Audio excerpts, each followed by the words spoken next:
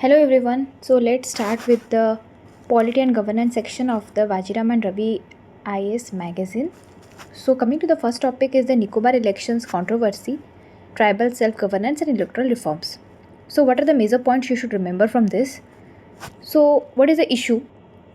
So you can see here that the Andaman and Nicobar administration has published the draft Andaman and Nicobar Islands Tribal Councils Preparation of Electoral Rules and Conduct of Elections Rule 2026, proposing a formal electoral framework for Nicobarese village and tribal councils. Now, why this proposal has sparked concerns so among the Nicobarese community? It is because of its impact on traditional self-governance, cultural autonomy and indigenous institutions, especially against the backdrop of the proposed rupees 91,000 crore Great Nicobar Development Project. Okay, so it is saying that the self-governance, the cultural autonomy and the indigenous institutions will be impacted adversely. Now, what to remember from this entire article? So the first thing you should remember from here is that this Nicobarese, it is a scheduled tribe which inhabits in the Nicobar group of islands. So this is the first thing you should remember. Okay.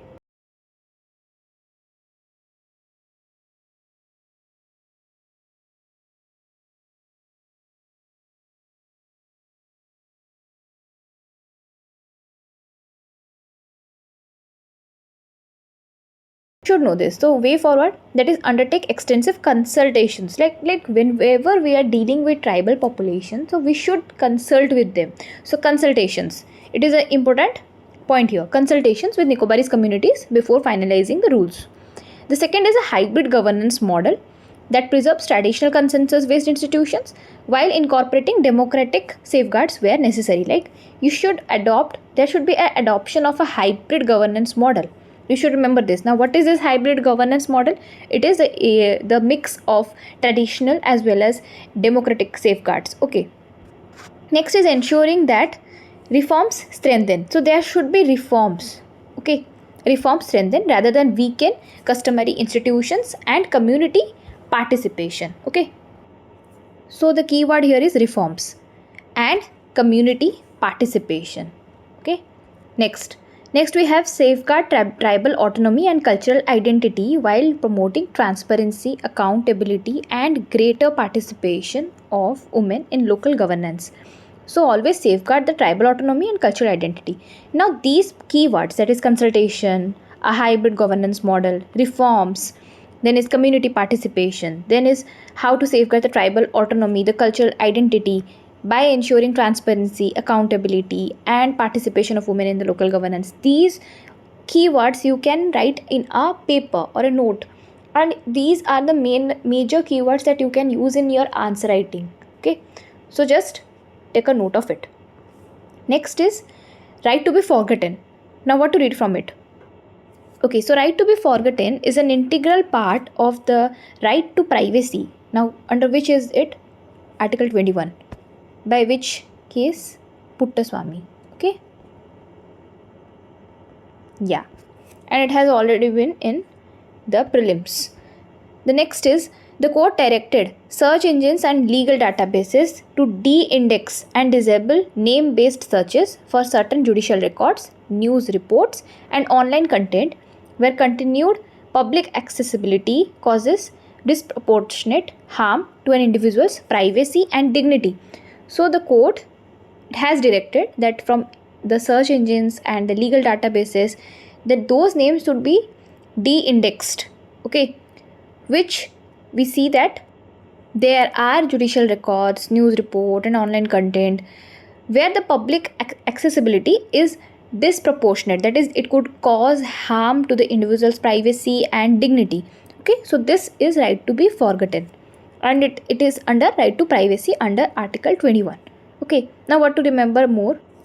Yeah, see here it is mentioned here, case Puttaswamy case. Okay, case Puttaswamy judgment about the right to privacy. Now the court clarified that the right to be forgotten is not a right to erase history. It doesn't mean that the history is erased. Judicial records will continue to exist. All the judicial records will exist. Only their discoverability, that is here how it is written, na? certain judicial records, the news reports, the online content, the search engines, the legal databases. So these where you can discover, someone can discover about any other person through name based searches may be restricted in appropriate cases. Okay, so this is all about this article, nothing more to remember. Okay, coming to the next news, that is Kerala's fiscal crisis challenges and reform roadmap. Now, what is the most important thing to remember here? So, see, so here is the first point is just see what is the issue. Okay, the newly elected Kerala government has released a white paper on state finances, highlighting the deteriorating fiscal position inherited by the state and proposing structural reforms to restore fiscal sustainability. The report underscores that Kerala's development model, once known for high social development, is under stress due to mounting debt, rising committed expenditure, and inadequate capital investment. So here are some words. These words are, first of all, is debt. It means loans. Committed expenditure. We have already read about it. So committed expenditures are those like the salaries and all. That is the legally obligated or unavoidable payments, like we have interest, paying interest on the loans and all, these all. Then inadequate capital investment. So these all is showing that how Kerala's fiscal position is deteriorating. And the another thing you should remember, that outstanding liabilities, here you see 35% of the GSDP, that is gross state domestic product, national average of 29.2%. Now, no need to remember so much of things. No need. Just cross it. Next, come here. So, what is a major thing you can remember? So, see the structural issues, the structural causes of the crisis. Now, these all crises you can mention in any answer, like in any where it is possible. Okay. So, like aging population. What will be the impact of aging population? You should know it. If there is more or high aging population, then what will be the impact? And it is important, as India is now a nation with demographic dividend, but in the future we will have aging population. So what will be the impact? So rising pension and healthcare expenditure. Now high welfare commitments, it have large recurring revenue expenditure. Now you know what is recurring revenue expenditure. In your economics section you would have read it. Recurring means day-to-day expenses. Okay, the day-to-day expenditures or the continuing expenditure, it will rise. Okay, the next is because of welfare commitments, of course, like pension scheme and all, you have to give in that. Then is limited industrial base. Now this limited industrial base is, it lowers the growth in own tax revenues. Okay, and heavy dependence on services, that is limited manufacturing led employment. Okay, the next is low private investment, that is lower economic diversification, and high debt servicing, it leads to reduced fiscal space for development. So these all things you should remember, like you will be knowing that yes, this happens, so the impact will be this. Okay, so take a note of it. The next is, you should remember that in case in any type of economic situation or worsening economic situation, we can tell, so what steps should be adopted? So the first step is fiscal consolidation. Now what does it mean? Now these are the policies and the strategies that the government implements, okay, to reduce their fiscal deficits and stabilize the public debt levels over time. Okay, that is the primary goal is to achieve fiscal discipline. So they what will they do in this? So they will balance the government revenue with the public expenditures. Now what are these public expenditure examples? Like building infrastructures and all. Okay, building infrastructures, these are the public expenditures. Or we can say welfare schemes, these are the public expenditures. Okay, now what are the government revenue part? It is a tax collected. This is the government revenue part. Okay, so government will try to balance it. Now it will lead to fiscal consolidation. So they will adopt those policies and strategies that will reduce the fiscal deficit. Now improve expenditure efficiency, strengthen the fiscal discipline. Now what is fiscal deficit? First of all, it means the expenditure of the government, okay, is higher than the revenue. That is, the money which the government receives is low. while the money which the government spends is high. That leads to fiscal, we can say, deficit. Okay. So first step is fiscal consolidation. The next is increase capital expenditure. Now this capital expenditure, now what is it? Like the government should prioritize infrastructure investment, inclusive development. Now these all are long term projects. Like it will yield money in long term. Like you will build a road. Now you will collect the toll tax. Okay. Now this is called a infrastructural investment. Improve quality of public assets, enhance productivity oriented spending. Next is improve revenue mobilization, like strengthen the tax administration, improve compliance, reduce revenue leakages, that is the loopholes. It means revenue leakages means the loopholes. The government should take actions on it. Okay, so make reforms, bring reforms in it. Then are public sector reforms, that is in the state public sectors enterprises and in the public enterprises mainly. So there should be improved efficiency. Reduce losses of non-performing entities. Now how can you reduce these losses from non-performing entities? Like we have an example, like we have disinvestment, or we can say there is a concept of strategic disinvestment. The government can adopt or go for it. Okay, in these cases. Yeah, so these are two different terms, disinvestment and strategic disinvestment. We will learn it some next time. Next, like promote private investment, like improve ease of doing business. Then encourage investment in manufacturing and high value services. Then create employment oriented growth. Employment and skill development. Now this is a major thing, as India is a demographic dividend now. So there should be programs which will promote and help in skill development. Align education with industry requirements, promote entrepreneurship and innovations, generate quality employment opportunities for youth. Challenges in implementing reforms: political sensitivity surrounding welfare expenditure versus balancing fiscal consolidation. Like the government have to spend for welfare expenditure. Now it is a politically sensitive concept. Now, but with that also the government has to balance the fiscal consolidation, like balancing the revenue and the expenditure. Now, while balancing the expenditure part, the welfare schemes will be affected. So this is a concern. Then is resistance to pension and administrative reforms. Okay.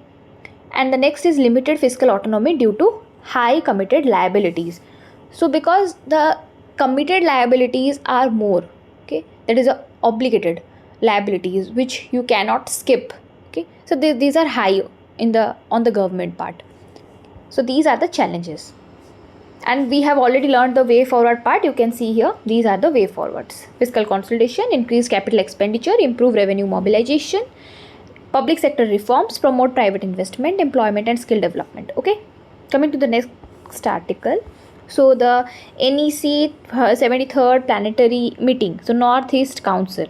Now what is the news here? Let's see the issue.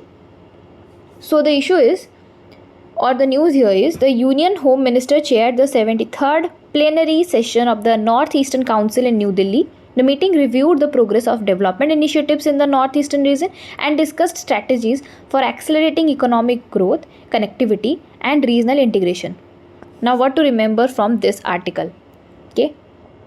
So here it is given that yes, a session was conducted and there were progress, or there were review of the progress on the developmental initiatives in the northeastern region, and there were discussions on how to adopt the strategies that will accelerate the economic growth, the connectivity and the regional integration. So we knew what is the news. Now what to remember from this article? This is the box. Now I have already told you that never skip the box. At least take a look what is given. So like see here, we have like Northeastern Council. Now this Northeastern Council, it is a statutory regional planning and advisory body for the northeastern region. So it is a statutory. Remember, it is a statutory regional planning. In the exam it can come. It is statutory, it is constitutional, it is a legal body. What is it? Executive body. Because it is UPSC's favorite question. The next is it was established now statutory. It will be established through an act. What is the act? Northeastern Council Act 1971. It functions under the administrative control of Ministry of Development of Northeastern Region. Just Just remember it. Okay. Now it comes under the Ministry of Development of Northeastern Region. Like many students will be unaware that there is some ministry like this. Okay. So it is a statutory body. The act is this, and it comes under the Ministry of Development of Northeastern Region. Now the composition.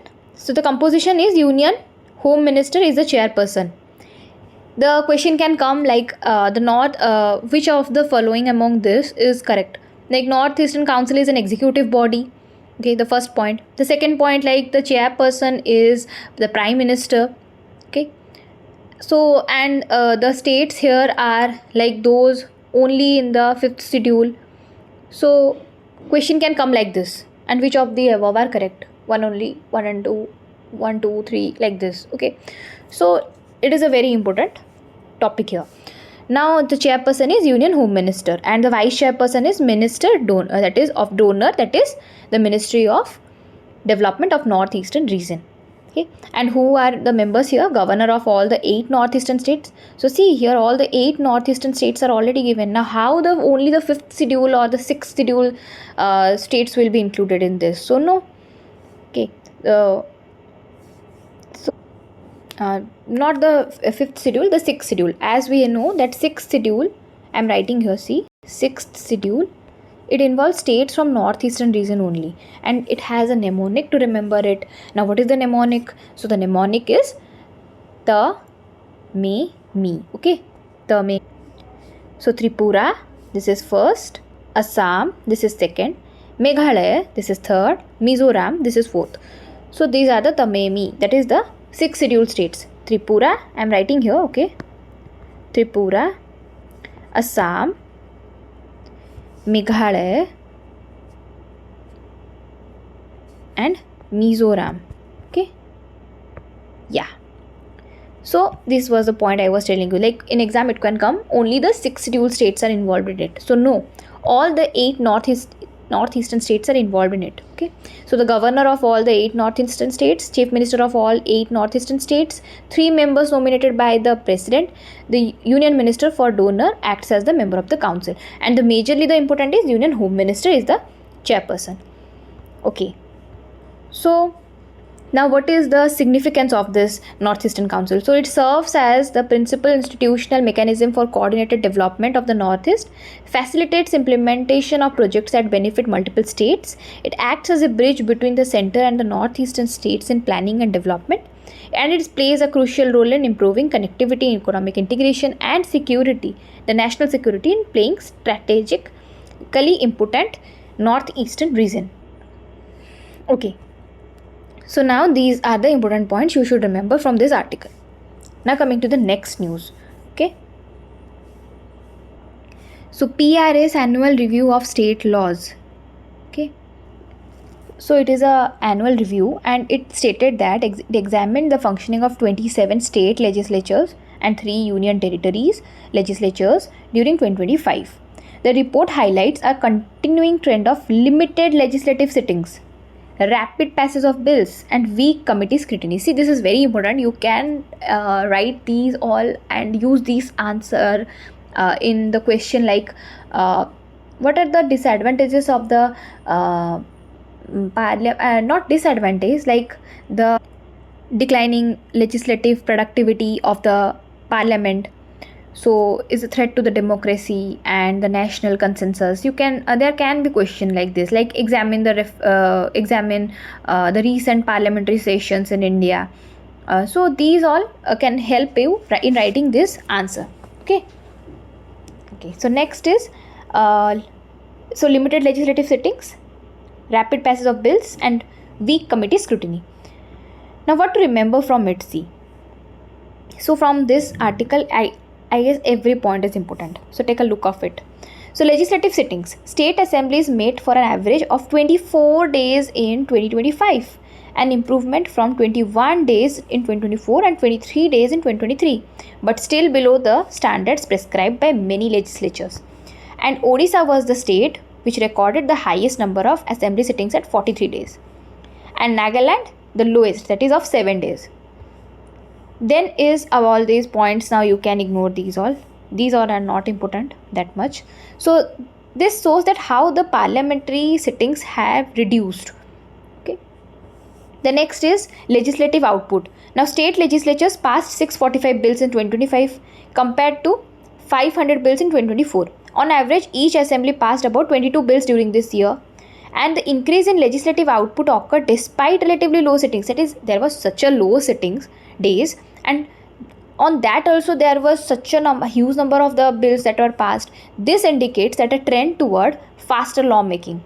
Okay, so lawmaking is faster, but the quality of lawmaking, like the rules and the laws made incorporated through it, so is it valid? So this is the question. Okay, then the key concerns highlighted are: legislatures continue to meet for far fewer days than required for effective oversight.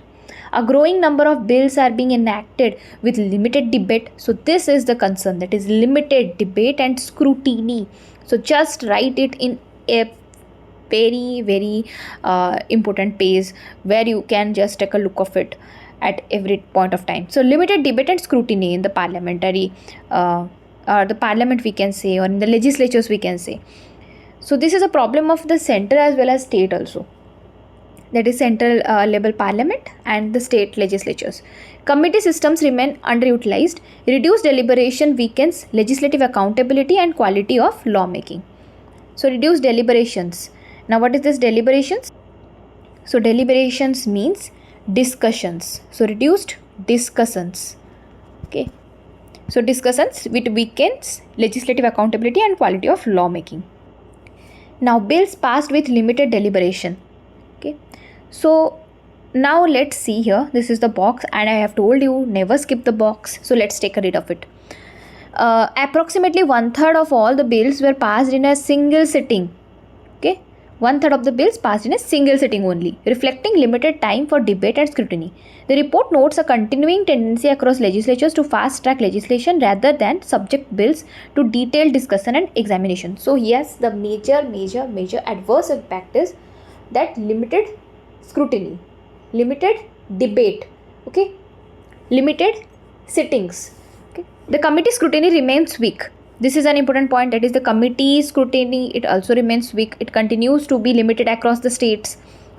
The next is about 5% of the bills were referred to the committees for detailed examination, and such low referral rate, it reduces opportunities for expert consultation, stakeholder engagement, and clause by clause scrutiny of legislation.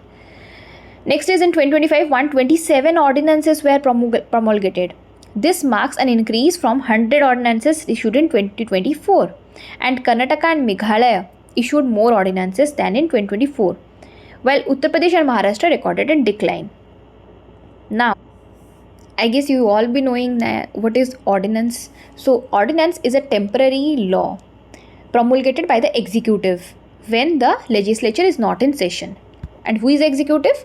In the central case, the president, and in the state case, the governor. Okay, so they used to promulgate a temporary law when the legislature is not in session. Okay, and related to ordinances, we should remember two articles, that is 123, it empowers the president of India to promulgate ordinances at union level, and article 213, see 123 and 213, easy to remember. 213, that is, it grants the parallel power to the governor of the states to issue ordinances when the state legislative assembly are not in session. Okay, next, coming to the budget oversight, that is, state legislatures continue to scrutinize and approve state budgets, one of their core constitutional responsibilities. However, limited sitting days often constrain detailed discussion of the departmental expenditure and demand for grants. On an average, states spend 8 days on budget discussions. See, only 8 days on the budget discussion. Tamil Nadu was the only state to devote more than 20 days to discuss the budget. Okay, accountability functioning, that is, legislatures are expected to hold governments accountable through questions, discussions, motions, and committee work. The report indicates that shorter sessions reduce the time available for this accountability mechanism. So these same points have been repeated.